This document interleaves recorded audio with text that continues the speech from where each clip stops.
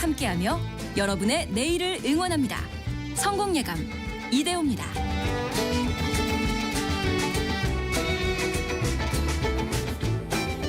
성공예감 이대호입니다. 1월 13일 월요일 오전 10시 5분 함께하고 계십니다. 2부의 문을 열겠습니다.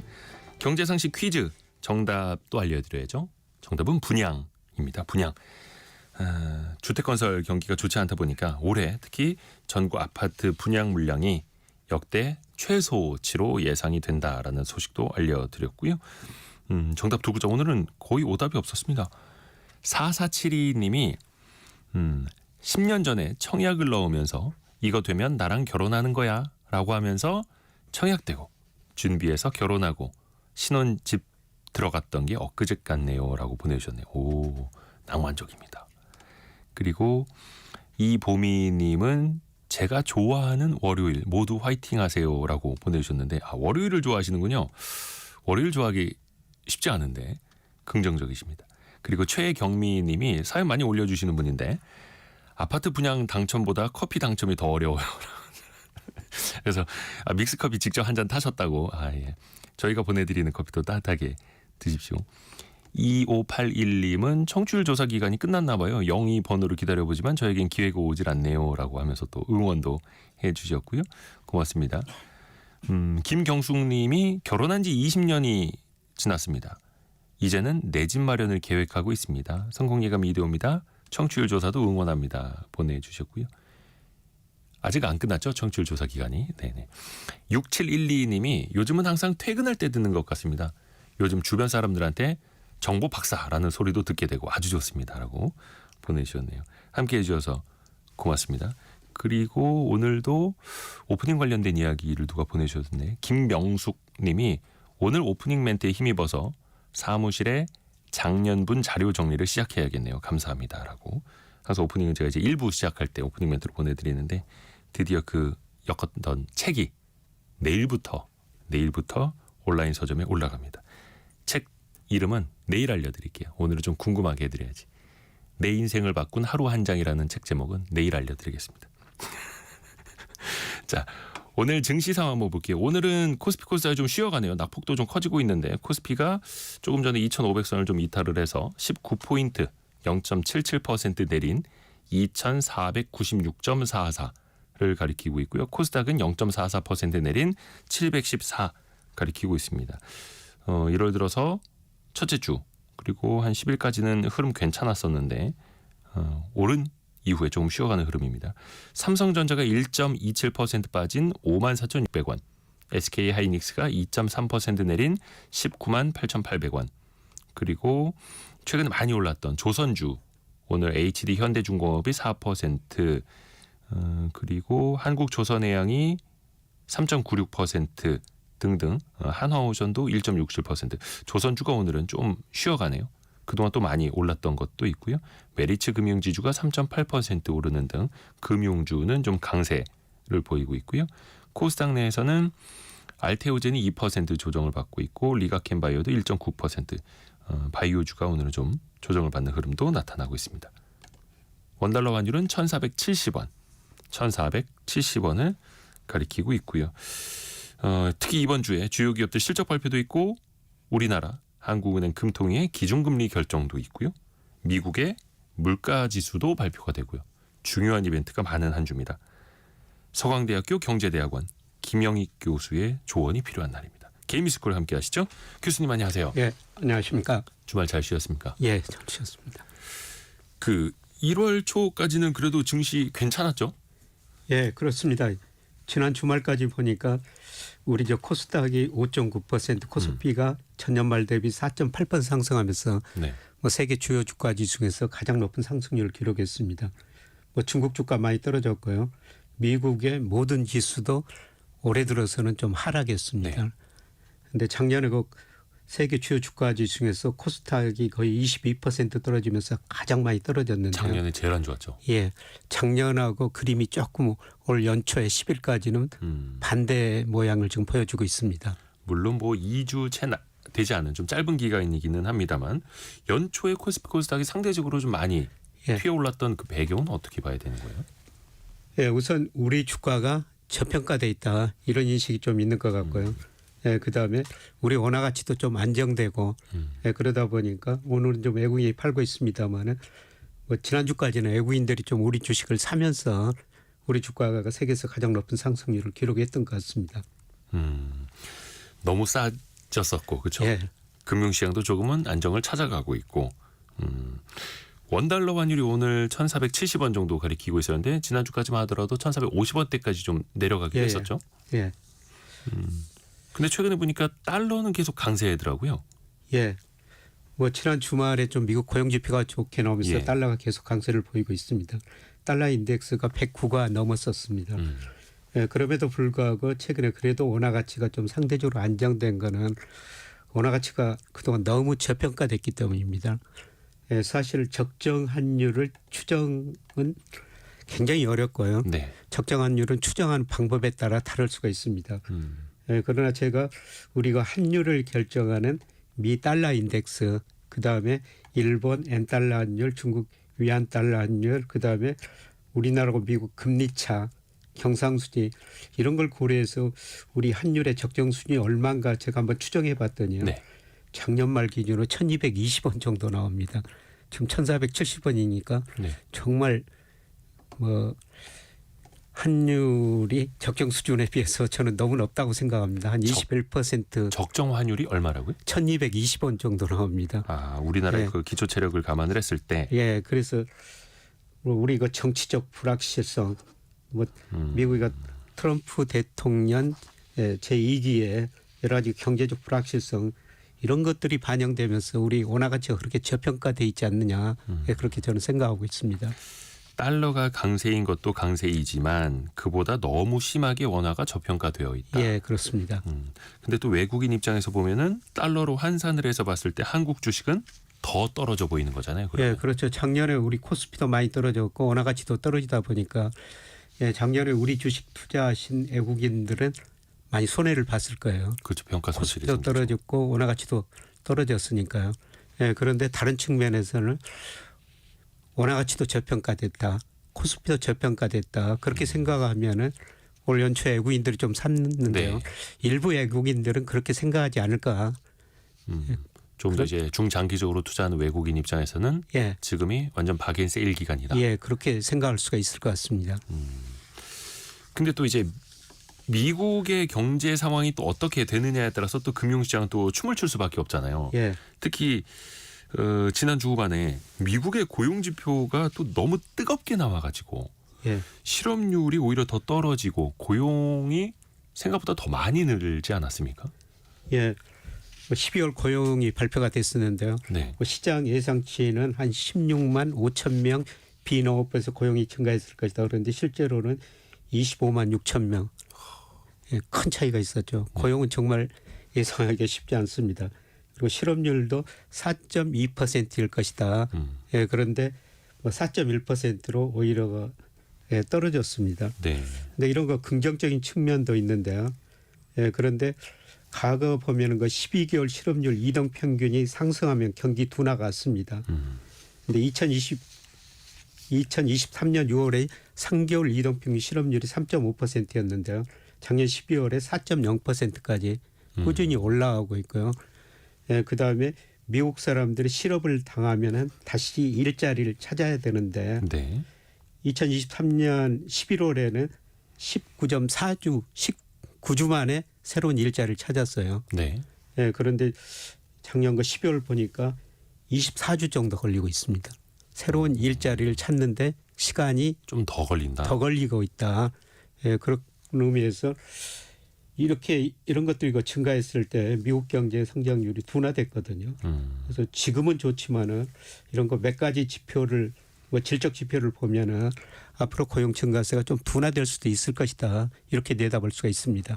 아하, 양적인 지표로는 여전히 미국의 일자리 경제 상황이 뜨거운 걸로 보이는데 예. 그 안에서 질적인 걸로 놓고 보면은 조금씩 악화되고 있다. 예, 이렇게 봐야 그렇습니다. 근데 또 현재까지는 어떻게 보면 이제 미국의 기준금리가 물론 이제 5.5까지 갔다 지금 4.5까지 내려오기는 했습니다만 그 높은 금리를 또 견뎌내면서 미국의 고용 시장은 탄탄한 거잖아요. 이 정도면은. 예. 그 근본 체력, 체질 이렇게까지 탄탄한 배경은 어떻게 봐야 됩니까? 아직까지는 소비가 좋기 때문입니다. 예, 그동안 고용도 좋았었고요. 네. 예, 그다음에 미국 주가, 뭐 집값 지속적으로 올랐거든요. 예, 그러니까 가계 부가 늘어난 거죠. 예, 부가 늘어나다 보니까 미국 소비가 늘어났고요. 미국 GDP의 소비가 차지하는 비중이 작년 기준으로 한 69% 정도 됩니다. 우리는 그 46% 정도 되는데요. 예, 미국은 절대적으로 소비 중심으로 성장한 나라죠. 그렇죠. 예, 그동안 고용도 좋고 예, 자산 가격도 오르다 보니까 소비가 많이 늘어났습니다. 예, 특히 소비 보니까 미국 소비 중에서도 서비스 소비가 거의 69%를 또 차지하고 있는데요. 네. 미국 사람들 아직도 그 서비스 소비를 많이 늘리고 있습니다. 뭐 예를 들어서 여행 가고 그다음에 외식하고 예, 그래서 미국 그 제조업 경기는 그동안 별로 안 좋거든요. 사실 예, 지난 12월에도 제조업은 고용이 감소했어요. 네. 오히려 줄어들었습니다. 아하. 예, 그러나 서비스업이 고용이 미국 사람들이 그 서비스 소비 지출을 많이 늘리다 보니까 서비스 경기는 좋았었죠. 예, 그런데 최근에 보니까 미국 가계 저축률이 조금씩 높아지고 있어요. 저축률이 높아지고 있다고요? 예, 그 의미는 이제 미국 사람들이 좀 미래가 불안하니까요. 소비를 좀 줄이고. 네, 소비를 좀 줄이고 저축을 늘리고 있다는 거고요. 예, 그다음에 최근 그 소비가 늘어난 이유 중에 하나는 예, 트럼프 얘기가 21일부터 들어섭니다만 네. 관세를 많이 부과할 것이다. 예, 그러면은 올마트에 진열된 상품 가격이 오를 수밖에 오를 없죠. 수 있죠. 예, 그래서 미국 소비자들이 소비를 미리서 앞당기고 있다는 겁니다. 아하. 그런 또 가격이 오르기 전에 사놔야 되겠다. 예. 예, 그런데 막상 이제 트럼프 정부가 들어서면은 오히려 소비를 미리서 했기 때문에 소비가 줄어들 수가 있죠. 예, 그래서 소비가 줄어들면은 아마 서비스업 경기 위축되고요. 빠르면 2월부터 고용 증가세가 상당히 좀 둔화되는 모습이 나타날 것 같습니다. 그런 이제 양면성이 나타나는 거고 소비를 좀 땡겨서 한 게 또 나중에는 어떤 효과로 오는지도 지켜봐야 되는 거고 일단 현재까지는 소비가 좋았고 부의 효과. 그러니까 미국은 증시가 3대 지수가 뭐 엎치락 뒤치락하면서 사상 최고치 가고 있기 예, 때문에 그렇습니다. 노후도 든든하고 그것만 보더라도 소비를 또 늘릴 수가 있겠고 우리나라도 증시 올라가면은 좀 소비 좀 늘어날 텐데 그렇죠. 예, 지금 너무 안 좋아서. 우리나라 한국은행에서 그 소비자 심리 지수를 발표하거든요. 네. 예, 그게 주가 지수하고 방향이 거의 같습니다. 그래서 주가가 올라가면은 뭐 주식 가지고 계신 분들 당연히 뭐 소비 심리 개선되겠죠. 그다음에 주식을 안 가지고 계신 분들도 주가 오르면은 연금이 사고가 있으니. 좀 예. 긍정적으로 바뀝니다. 그렇죠, 그렇죠. 예, 그래서 우리도 주가가 오르면은 소비 심리가 개선되고 소비도 시차를 두고 증대되는 효과가 있습니다. 그러니까 부동산이 아니라 좀 증시, 예. 금융시장을 통해서 그렇게 또 소비 심리가 개선되는 그런 효과도 좀 봤으면 하는데 그걸 못 본 지가 너무 오래돼가지고.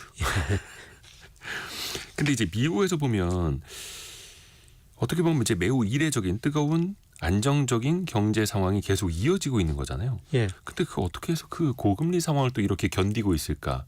5.5%에서도 이거는 이상 신호가 나타날 수 있다라고 했는데도 그게 무너지지는 않는 거고요. 예. 어떻게 보면 이제 연착륙 혹은 무착륙이 이어지고 있는 것 아닙니까? 미국 경제는? 예.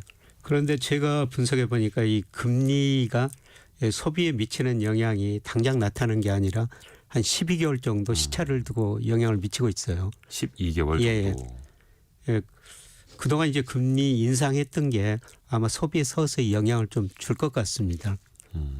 예, 사실 지금 미국 경제 그렇게 좋은데도 불구하고 뭐 미국이 연준이 금리를 1%포인트 정도 내렸지 않습니까? 네. 예, 그거는 앞으로 소비 증가세가 둔화될 것이다. 예, 소비 증가세가 둔화되면 미국 고용은 정말 탄력적이에요. 얼마나 탄력적이냐면요. 예를 들어서 2020년과 3, 4월 코로나로 소비가 위축되니까요. 미국 기업들이 두 달 사이에 일자리를 약 2,280만 명 줄여버립니다. 그 이전 10년 동안 늘었던 일자리를 단 두 달 사이에 줄여버린 나라가 미국이거든요.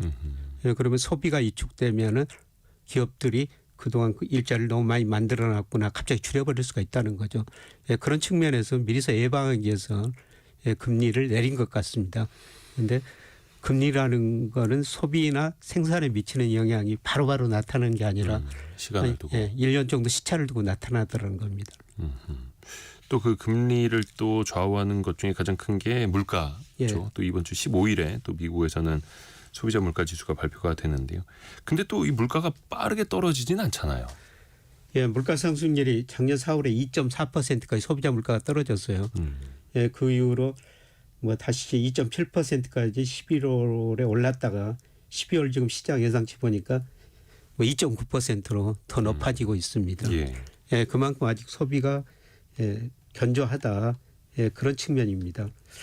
예, 그런데 저는 물가 상승률이 올해는 좀 낮아지리라 보고 있어요. 앞서 말씀드렸습니다마는 금리 인상 시차 효과가 나타나면서 아마 소비 증가세가 둔화될 거라 보고 있습니다. 예, 그래서 빠르면은 뭐 1분기 늦어도 2분기에는 미국 경제 성장률이 저는 일시적으로 마이너스까지 가리라 보고 있습니다. 오, 예, 그러면 실제 전분기 GDP가 대비로요? 전분기 대비. 예, 전분기 대비로. 전분기 대비 미국은 연율로 발표가 예. 됐죠. 예, 전분기 대비 연율로요. 예, 그렇게 되면은 수요가 위축되면서 아마 올 상반기에는 미국 소비자 물가 상승률이 작년 12월 지금 2.9%로 예상이 되고 있는데요. 한 2.4% 안팎까지 뭐 작년 4월 수준으로 다시 낮아지지 않을까 예, 그렇게 전망하고 있습니다. 이거는 뭐 제 생각뿐만 아니라요. 예, 최근에 그 블룸버그 컨센서스 뭐 컨센서스를 꼭 받는 건 아닙니다만은 예, 거기 보니까 올해 그 소비자 물가 상승률을 한 2.3% 정도로 예, 보고 있거든요. 25년도 미국의 전반적인 소비자 물가 예, 예. 지수 상승률을. 예, 예. 그러니까 과거보다는 조금 더 낮아질 것이고. 예, 그렇습니다. 다만 또 연준이 목표로 하는 2.0까지는 또 거리가 좀 있고요. 예. 그런데 연준이 이제 통화정책 목표로 할 때는 지금 우리가 말씀드리고 있는 소비자 물가보다는 연준은 그 개인 소비 소비 지출 물가 상승률 네. 예, 그것 가지고 따지죠. 이 소비자 물가와 개인 소비자 지출 물가가 어떤 차이가 있냐면요. 예, 소비자 물가는 가중치를 1년에 한 번씩 조정하는데 개인 소비 지출 물가 지수는 가중치를 매월 조정합니다. 예, 그래서 개인 소비 지출 물가가 미국 소비자들한테 더 합리적인 물가 지수라고 볼 수가 있습니다.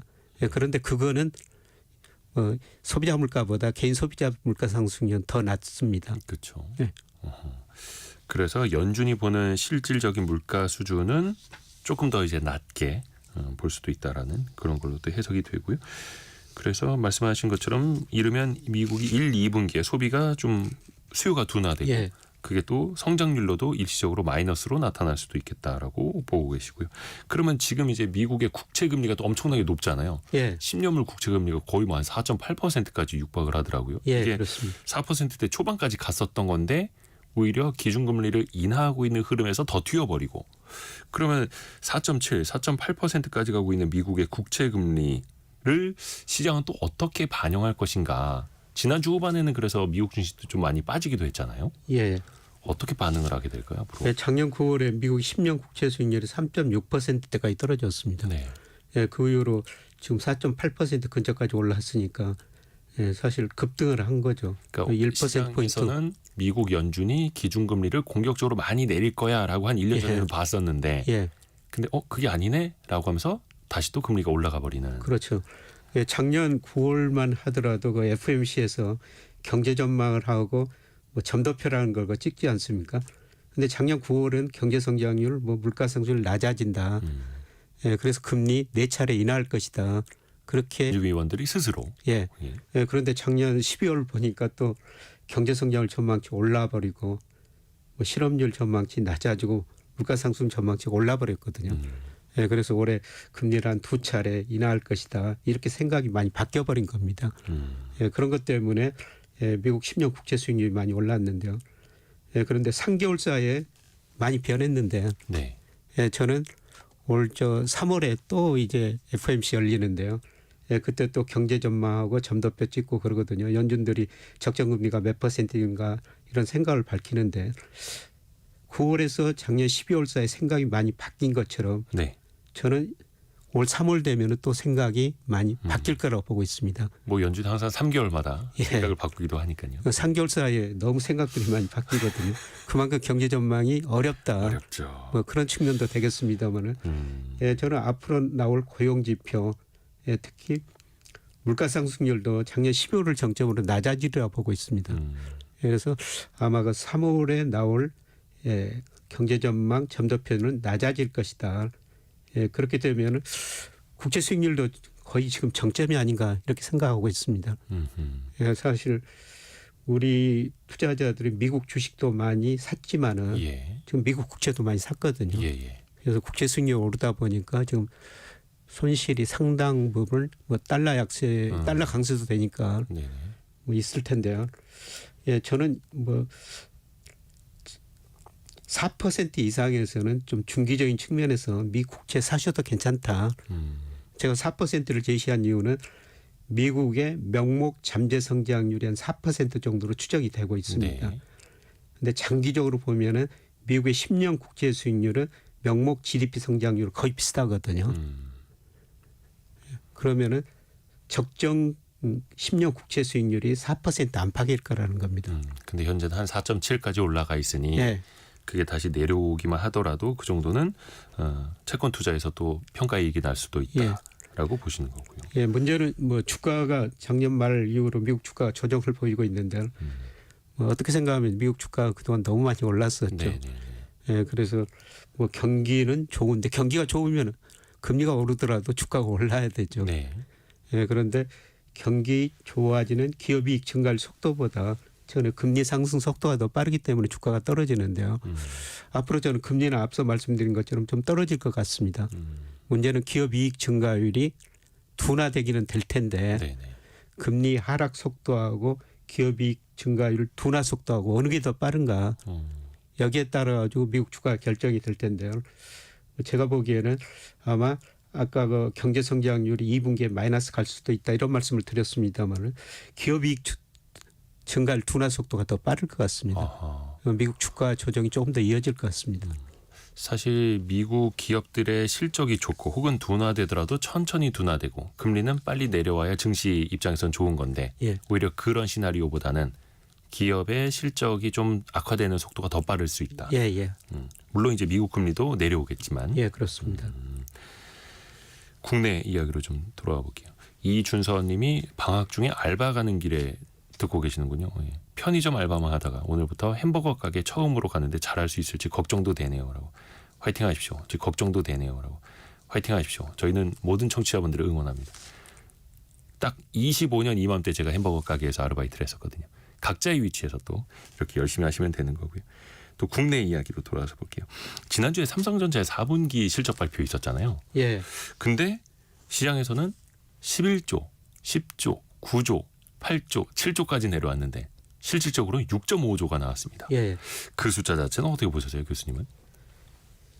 뭐 계속 그 낮췄는데 말씀드린 것도 더 낮춰졌죠. 4분기 영업이익이 6조 5천억 나왔는데요. 네. 예, 보니까 뭐 반도체 디램 가격 하락했고 그다음에 예, 중국 때문에 뭐 일반 범용 제품 그 반도체 가격은 더 하락했고요. 세계 IT 경기도 그렇게 좋지 않은 것 같습니다. 예, 그래서 삼성전자 영업이익이 좀 많이 떨어졌는데요.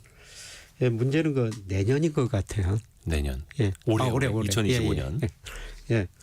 그래서 올해 지금 작년에 그 삼성전자 영업이익이 32조 7천억 정도 됩니다. 예. 예, 그런데 애널리스트들이 어떻게 전망하고 있는가 이게 삼성전자 실적 발표하고 많은 자료는 안 나오더라고요. 예, 그런데 두 증권회사 자료 보니까 너무 차이가 많이 나가지고요. 위아래로. 예, 예. 한 증권회사는 예를 들어 대신증권인데요. 여기는 내년 영업이익을 33조 6천억 정도 전망하는데 그다음에 IM증권이라고 있죠. 네. 예, 거기는 21조 원으로 이미 삼성전자 영업이익이 올해 정점을 치고 내년 내후년 계속 감소하는 거로 나오고 있습니다. 네네. 예, 그만큼 삼성전자가 불확실하다. 예, 그런 측면인 것 같습니다. 그러니까 네, 그래서 올해 삼성전자는 훨씬 더 안 좋은 실적을 낼 것이다라고 애널리스트들이 보고 있다라는 거. 일부는 조금 더 좋게 나올 것이다 작년보다. 예, 그런데 일부는 뭐 굉장히 좀 안 좋게 보고 있습니다. 근데 거시경제 측면에서 보면은 반도체 수출은 아직까지도 잘 되고 있거든요. 오늘 또 그 관세청에서 올 1일에서 10일까지 네. 뭐 수출입 통계를 발표했더라고요. 근데 전체 수출입이 3.8% 증가했는데 반도체는 23.8%나 아직도 반도체 수출은 잘 되고 있습니다. 연간 전체로 보면은 아마 전체 수출 증가율은 많이 낮아질 텐데요. 작년에 8.2%에서 기재부가 1.5% 전망으로 많이 낮추고 있는데 네. 그럼에도 불구하고 반도체 수출은 한 10% 안팎은 증가할 것 같습니다. 그래서 반도체 경기는 아직도 괜찮다. 이걸로 보면은 거시적 측면에서 보면은 삼성전자 이익을 제가 거시적 측면에서 보면은 그래도 조금 더 증가할 수 있다 이렇게 보고 있는데요. 이거는 좀 지켜봐야 될 것 같습니다. 24년 대비 25년이 더 나빠지지는 않을 것 같다라는 게 이제 예. 교수님의 전망이시고요. 타이완 쪽으로 가보면은 16일에 TSMC가 4분기 실적을 내놓죠. 근데 참 우리가 걱정하는 메모리 반도체 분야랑 TSMC는 분위기가 많이 다르죠. 예, TSMC는 뭐 매출액도 늘어나고 예. 이익도 계속 늘어나는 거로 애널리스트들이 전망하고 있습니다. 예, 그래서 이번 주 목요일인가요? 거기서 자세한 실적 앞으로 그 전망을 발표한다고 그러는데 네. 아직도 그 TSMC는 애널리스트들이 낙관적으로 보고 있는 것 같습니다. 우리 삼성전자하고는 좀 다른 것 같습니다. 그렇죠. 예, 그만큼 그 파운드리에서는 압도적인. 우리하고 저 비교할 수 없을 정도로 TSMC가 앞서고 있기 때문입니다. 그 TSMC 점유율하고 삼성전자 점유율하고 특히 이제 파운드리 분야에서 점점 멀어지고 있더라고요. 예, 삼성전자는 갈수록 이제 멀어지고 있습니다. 10%대 이하로 떨어지고 있고 그 경쟁은 더 심해지는 게 중국의 파운드리도 올라오고 있고 일본이 그 라피더스라는 예. 연합체 하나 만들었는데 미국 반도체 회사죠 브로드컴을 고객으로 잡았다는 소식도 들려왔어요. 예. 이 파운드리 시장 자체는 좀 어떻게 보십니까? 파운드리 시장은 삼성전자가 뭐죠 TSMC는 따라가기는 힘들 것 같고요. 예, 그 다음에 그저 HBM 계속 그 문제가 되고 있지 않습니까? 예. 엔비디아하고 존슨항이 테스트하고 있다. 아직 저 삼성전자가 자기들 요구를 충족하면 못 해주고 있다. 예, 그러나 곧바로 충족해 줄 것이다. 이런 이야기 있는데요. 예, 거기서 그렇고 뭐 삼성전자는 또 반도체만 아니라 다른 여러 가지 저 가전제품 만들고 있지 않습니까? 네. 예, 그런데 이번에 그 CS 2025가 뭐 지난주에 열렸었는데요. 네. 근데 삼성전자가 AI에 얼마나 빨리 접근해 가느냐. 예, 이번에 그 모두를 위한 AI 이런 주제로 삼성전자가 다양한 가전제품을 연결해 가지고 다양한 거 AI 서비스 이런 걸 제공한다고 그랬습니다만은 과연 이 AI 쪽에도 삼성전자가 얼마나 같이 세계적인 수준에 따라가느냐. 여기에 앞으로 그 삼성전자 이익이 따라 달라질 것 같습니다. 그러니까 참 이번 CES에서 삼성전자 이야기는 많이 솔직히 못 들었던 것 같습니다. 그러니까 파운드리도 그렇고 HBM도 그렇고 AI에서도 그렇고 안타깝게도 삼성전자는 주인공은 아니고 조연 예. 중에서도 저 사이드 끝에 있는 느낌 좀 안타까운 거죠. 그래서 예, 그렇습니다. 그리고 이번 주에 또 증권가에서 주목하는 업종이 바이오 헬스케어 쪽이죠. 그 JP모건 헬스케어 컨퍼런스라고 하는 어떻게 보면 이제 투자은행이 개최하는 거긴 한데 연례 행사 중에 또 가장 큰 행사가 열리지 않습니까? 예. 뭐 오늘부터 16일까지 개최가 됩니다. 네. 여기서 우리나라 많은 이 관련 기업들이 참여하고 있는데요. 여기서 뭐 우리 기업들이 글로벌 네트워킹 이런 것도 강화할 것 같고 네. 아마 우리 기술이 이 정도다. 예, 그리고 우리 기술이 이 정도니까 투자 좀 해줘라. 뭐 이런 거 투자 유치도 나올 것 같습니다. 바이오 헬스 뭐 이런 컨퍼런스가 있을 때는 그래도 이쪽 관련 주가들이 좀 올랐었거든요. 좀 심리적으로 좋아지는 것도 예, 있고. 심리적으로 좋아졌습니다. 예, 그런데 뭐 다 같이 기업이 좋아진 게 아니라요. 뭐 좀 차별화는 돼야 될 것 같습니다. 예, 저는 그 바이오주로 투자는 정말 좀 조심스럽게 해야 된다. 변동성이 하이 리스크 하이 리턴이죠. 너무 심하거든요. 그렇죠. 그렇죠. 예, 그래서 제 주변에도 바이오 주식 잘못 투자해서 큰 손실을 보신 분들도 가까운 분들이 몇 분 계시고, 예, 이거는 정말 그 소문에 믿지 말고, 정말 그 변동성을 고려해서 투자해야 될 것 같습니다. 거의 예, 뭐 아니면 돈데요. 예, 근데 또 그 헬스케어, 바이오, 신약 개발 기업으로 큰 돈을 벌었다라는 분들의 이야기가 대서특필되고 예. 약간 좀 이제 생존 편향에 네. 쌓이다 보니까 그렇게 큰 돈을 번 분들의 이야기가 또 많이 전달이 되는 것도 사실인 거죠. 예. 그런데 바이오 헬스케어가 성장 산업은 맞거든요. 그렇죠. 우리가 좀 코로나를 거치면서 우리가 건강하게 오래 살자. 예, 이런 게 우리 일의 소원이 아니지 않습니까? 그렇죠. 예, 그래서 이게 성장 산업은 맞고요. 우리 기업 중에서 좋은 기업 많이 나오는 것 같습니다.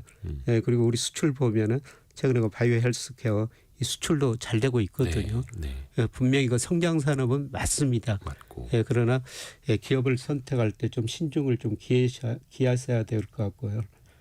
예, 저는 뭐 바이오 헬스케어 이쪽은 오히려 개별 종목보다는 네. 뭐 ETF 이런 게 더 안정적이지 않을까 생각됩니다. 차라리 좀 분산해서 바구니로. 그렇습니다. 헬스케어 이야기까지 들어봤고요. 중간에 잠깐 라디오 정보센터 가서 현재까지 어떤 뉴스들 들어왔는지 들어보고 김영익 교수와 이야기 이어가겠습니다. 라디오 정보센터 다녀옵니다. 더불어민주당 박찬대 원내대표는 특검을 거부하는 자가 범인이라며 국민의힘을 향해 내란 특검법 수용을 거듭 촉구하고 최상목 대통령 권한대행을 향해서는 책임을 회피하지 말라고 비판했습니다. 국민의힘 권영세 비대위원장은 카카오톡으로 내란 선동 가짜뉴스를 퍼뜨리면 고발하겠다는 민주당에 대해 공산당식 겁박이라고 비난하고 특검법은 김정은 정권을 돕겠다는 발상이라고 주장했습니다. 더불어민주당 윤건영 의원은 윤석열 대통령이 수사기관의 체포영장 집행을 막기 위해 경호관들에게 무기 사용을 지시했다는 제보가 잇따르고 있다며 이에 대해 답해야 한다고 촉구했습니다. 새해 들어 첫 열흘의 수출액은 160억 달러로 지난해 같은 기간보다 3.8% 늘었습니다. 무역 수지는 30억 달러 적자를 기록했습니다. 지금까지 라디오 정보센터 뉴스 정한나였습니다. 개미스쿨 시간 이어갑니다. 서강대학교 경제대학원 김영익 교수와 함께 이야기 나누고 있고요. 교수님 이번 주 목요일에 굵직한 금리 결정 이벤트가 있죠. 우리나라 한국은행 금통위가 열립니다. 금리를 이번에도 인하할 것이냐 이번에는 동결할 것이냐. 교수님은 어떻게 보세요? 예, 저는 뭐 인하할 거로 보고 있는데요. 지금 찬반 뭐 인하다 동결이다. 약간 반반 혹은 약간 인하 쪽으로 좋으세요? 인하가 조금 더 많은 것 같습니다. 전문가들 보니까. 예, 저는 인하할 거라고 보고 있는데요. 왜 그렇게 보냐면은 뭐 오늘 우리가 주요가 신문에도 나왔지만 우리 네. 소비가 정말 너무 안 좋아서. 예, 안 좋고요. 내수가 침체에 빠졌고 예, 그리고 가장 중요한 거는 예, 제가 소위 이론적으로 적정금리를 테일러 준 측에 추정해 보니까요. 적정금리가 2.3% 정도 나옵니다. 현재 기준금리가 3.0인데. 예, 3.0인데 2.3% 나오고요. 그다음에 그 시장은 우리 대표적인 시장 금리가 국고채 3년 수익률이거든요. 네. 예, 최근에 이게 2.6% 안팎에서 움직이고 있는데요. 그런데 2015년 이후로 보면은 이 국고채 3년 수익률이 기준금리보다 평균 0.4% 포인트 높습니다.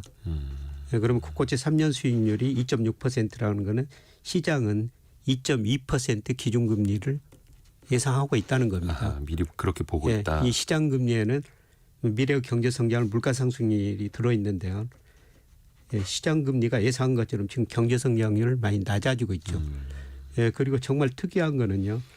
2023년 12월부터 국고채 3년 수익률이 기준금리를 13개월째 계속 밑돌고 있습니다. 우리 금리 역사상 이런 현상은 처음입니다.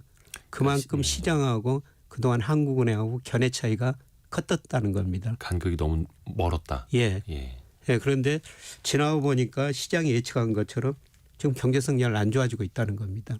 어떻게 보면 이제 시장이 맞았다는 예, 거고요. 저는 그렇게 보고 있습니다. 그래서 한국은행이 아마 뒤따라 금리를 인하할 것이다. 이렇게 지금 보고 있습니다. 그렇죠. 지금 우리나라 잠재 성장률도 1%대로 정부마저도 1%대 성장을 예상하는 상황에 3% 수준의 기준금리는 높아도 너무 높아 보이기도 하고 일단 앞에서도 좀 환율 이야기를 했습니다만 지금 원화가 제가 가까스로 좀 안정을 찾아가고 있는데 금리를 인하하게 되면은 원화가 좀 약세를 더 보일 수도 있지 않습니까? 이건 어떻게 봐야 될까요? 예, 우리 금리를 일하면 또 한국하고 우리 금리하고 미국 금리 차가 벌어지죠 더. 예, 미국 금리 차가 더 높아져가지고 원화가 약세될 수가 있습니다. 예, 그런데 이미 그 우리 1,470원대 환율이 아까 뭐 제가 이론적으로 적정 환율 뭐 1,220원이라고 네. 말씀드린 적이 있습니다만은 그 모든 걸 반영해 버린 거고요. 예, 그리고 뭐 우리 금리가 미국 금리보다 낮으면은 우리 채권 시장에서 돈이 빠져나가지고 미국으로 갈 것이다 그랬는데 아직 작년 그 12월 구체적인 통계는 안 나왔습니다만 11월까지 보니까 외국인들 우리 채권을 한 19조 원 정도 순매수를 했거든요. 우리 금리가 미국 금리보다 훨씬 낮은데 왜 외국인들 우리 채권을 샀느냐. 예, 주식은 외국인들이 가지고 있는 것 중에 40%가 미국계 자금이에요. 네. 근데 채권은 전혀 다릅니다. 아시아계 자금하고 유럽계 자금이 거의 80%입니다. 근데 생각해 보면은 우리 금리가 일본 금리보다 아직도 훨씬 높고 예. 그다음에 독일 금리보다도 훨씬 높습니다. 이런 측면에서 뭐 아시아계나 유럽계 자금은 아하. 빠져나갈 요인이 없다는 것입니다. 그래서 외환 시장 측면에서도 보면 금리를 인하하더라도 뭐 자금 이탈로 인한 예. 환율의 불안정, 원화의 추가 약세는 제한적일 것이다. 예, 이렇게. 이미 이런 거를 1,470원이라는 환율이 저는 많이 반영해 버렸지 않느냐 이렇게 생각하고 있습니다. 그러게요. 그리고 또 금리를 인하를 해서 내수 소비라든지 경제가 좀 살아나면 또 원화가 또 반대로 강세로 예. 갈 수 있는 그런 배경이 또 될 수 있을 테고요. 예. 그래서 일단은 금리 차이라든지 이런 것보다는 조금 더 내수를 더 신경 쓸 수 있겠다. 한국은행 입장에서도 이렇게 보시는 거고요. 예, 한국은행 뭐 고민은 좀 많이 할 것 같습니다. 지금 내수는 어려운데 뭐 환율 때문에 그렇고요. 또 미국이 지난주 고용이 워낙 좋게 나왔기 때문에 뭐 1월 또 FOMC에서 미국 금리 동결이 할 것이다. 지금 뭐 미국에서 1월 기준금리는 거의 동결될 것이라는 걸 전문가들도 거의 확실시 보고 예, 있더라고요. 그렇게 보고 있습니다. 뭐 한 3월까지도 금리는 동결될 것이다. 이런 전망이 예. 또 지배적이고. 그런 그런데 상황에서 그만큼 일단 미국 경제는 좋고 그쵸. 우리 경제는 또 그만큼 안 좋다. 예, 어. 그런 의미가 되겠습니다. 아하. 그리고 그 만약에 이번 1월 금통위에서 금리를 내리게 되면 3개월 연속 인하가 되는 거죠. 예, 예. 작년 10월, 11월 그리고 1월까지 금통위 열 때마다 3번 연속 내리게 되는 건데 이게 2009년 글로벌 금융위기 이후에 3개월 연속으로 내린 적이 없었다 하더라고요. 예, 그렇습니다. 그 정도로 지금 우리가 안 좋은 상황이라고 봐야 하는 걸까요? 예, 우리 경제 정말 안 좋은 상황이죠. 아까 말씀드렸습니다만 그 소매 판매액이라는 게 2023년부터 감소세로 전환됐고요. 감소폭이 좀 확대되고 있습니다.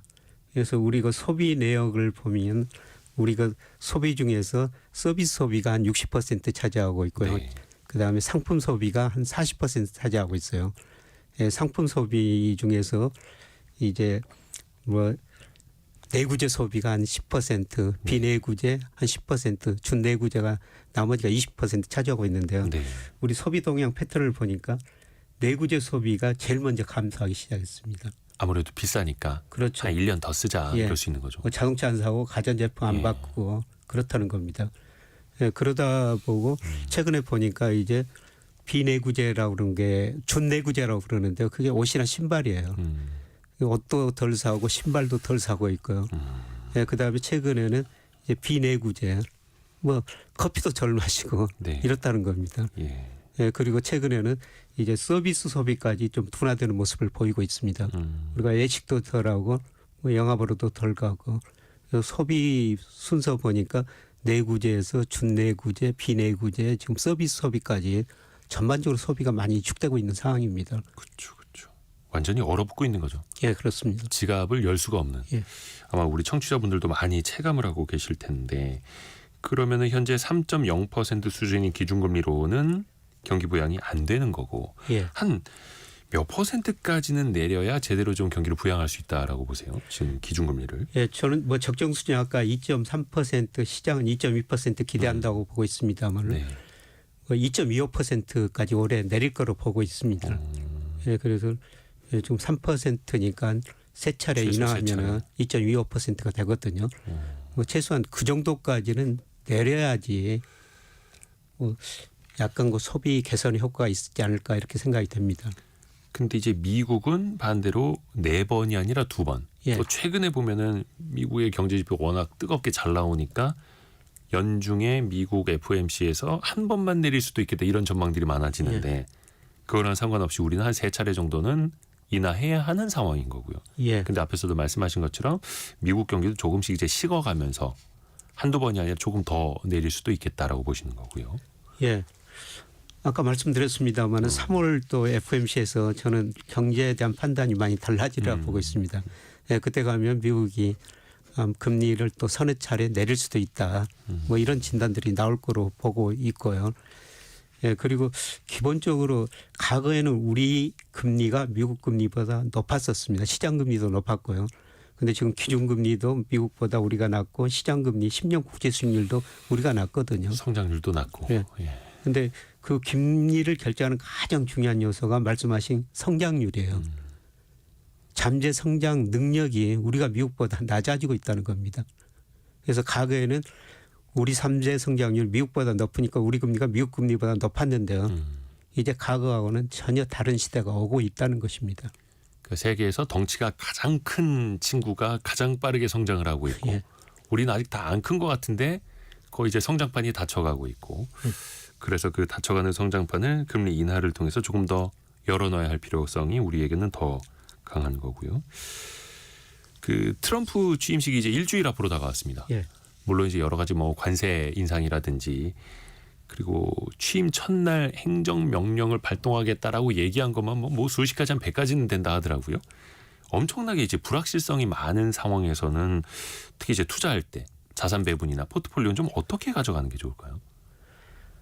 뭐 미국 채권은 투자하셔도 될 것 같고요. 미국 금리가 지나치게 높다는 거죠. 네. 예, 그런데 주가는 아직도 좀 가대평가 영역에 있는 것 같습니다. 예, 상대적으로 우리 주가는 저평가되어 있기 때문에요.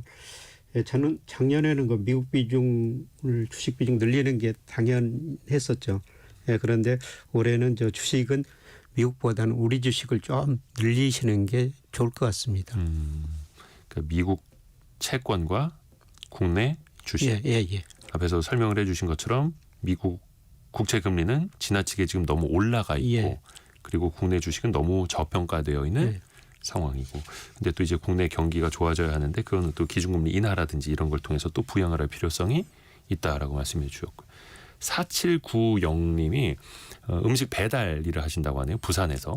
근데 요즘에 주방에 픽업을 가보면 그 만들어 놓은 음식만 이렇게 내놓고 대부분 휴대폰 들여다보고 계시는 분들이 많다라고 보내주셨어요. 그 정도로 과거에는 경기가 이 정도는 아니었는데 갈수록 더한 것 같습니다. 정말 큰일입니다. 이렇게 또 라이딩 하시는 분께서 체감하시는 걸 또 보내주셨네요.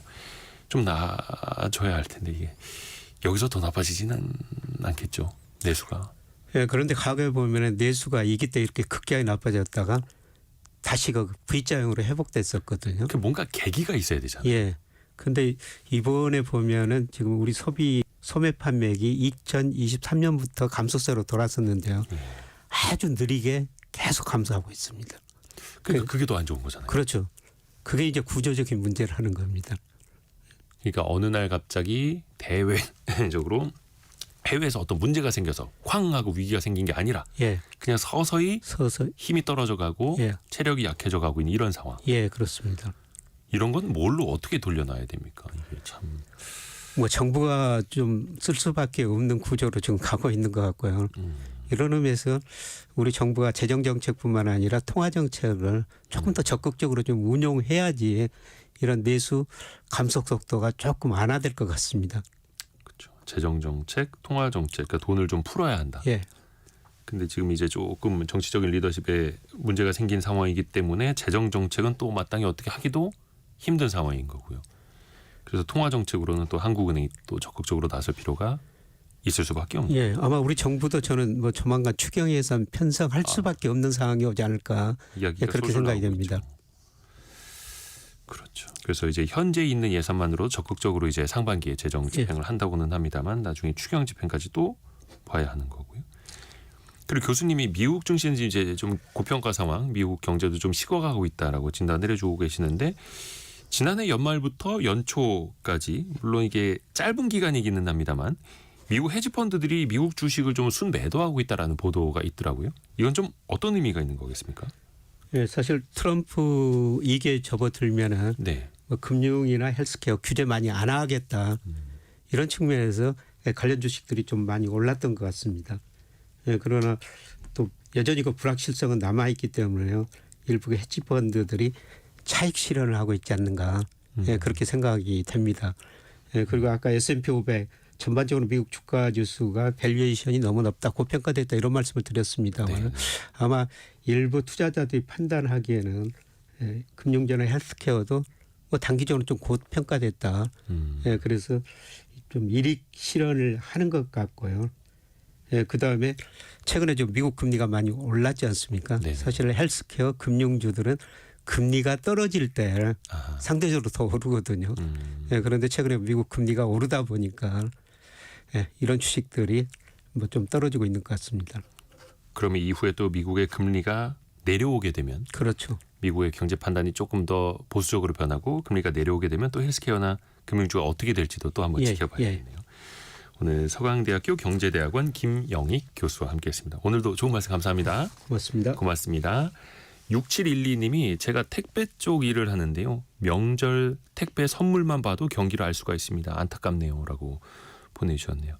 좀 살아나야 할 텐데요. 김동수님은 성공예감 이대호입니다. 라디오가 제일 좋아요. 그리고 정보도 얻고 지식도 얻고 매일 똑똑해지는 느낌이 들어서 너무나 좋네요. 라고 보내주셨습니다. 항상 또 함께해 주시고 응원해 주셔서 감사합니다. 저희도 여러분을 많이 또 응원해 드리는 거 알고 계시죠? 내일 아침 9시 5분에 다시 찾아뵙겠습니다. 성공예감은 오늘도 여러분을 응원합니다.